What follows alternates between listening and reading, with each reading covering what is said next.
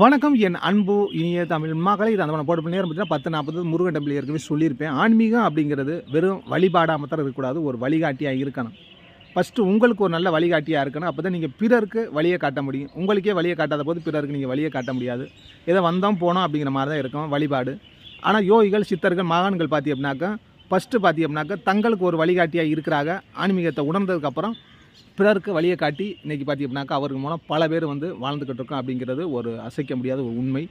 ஆனால் இன்றைக்கி நம்ம ஆன்மீகம் அப்படிங்கிறது என்ன அப்படி பார்க்குறோம் அப்படின்னா, ஏதோ சம்பிரதாயம், சடங்கு, அது மாத்திரமெல்லாம் ஏதோ பரிகாரம், தோஷம், இதை போக்குறதுக்கு ஒரு வழிகாட்டுத்தலாம். அது மாத்திரமெல்லாம் விசேஷ காலங்கள் வந்தால் ஏதோ வந்தோம் போனோம் ஜாலியாக அப்படிங்கிற மாதிரி தான் நிலவரம் இருக்குது, வைக்கிது. இல்லை அப்படின்னாக்கா நம்ம எந்த அளவுக்கு கடவுளை வழிபட போகிறோம் அப்படிங்கிறது தெரியாத ஒரு விஷயந்தான். அதனால் பார்த்தி அப்படின்னாக்கா இப்போ இல்லை, எப்பயுமே ஆன்மீகம் உங்களுக்கு ஒரு நல்ல வழிகாட்டியாக இருந்தால் தான் நீங்கள் பிறருக்கு ஒரு வழியை காட்ட முடியும் அப்படிங்கிறத உணர்ந்து ஆண்டவனை வழிபடுங்க. எல்லாம் வல்ல இறைவன் எல்லாத்தையும்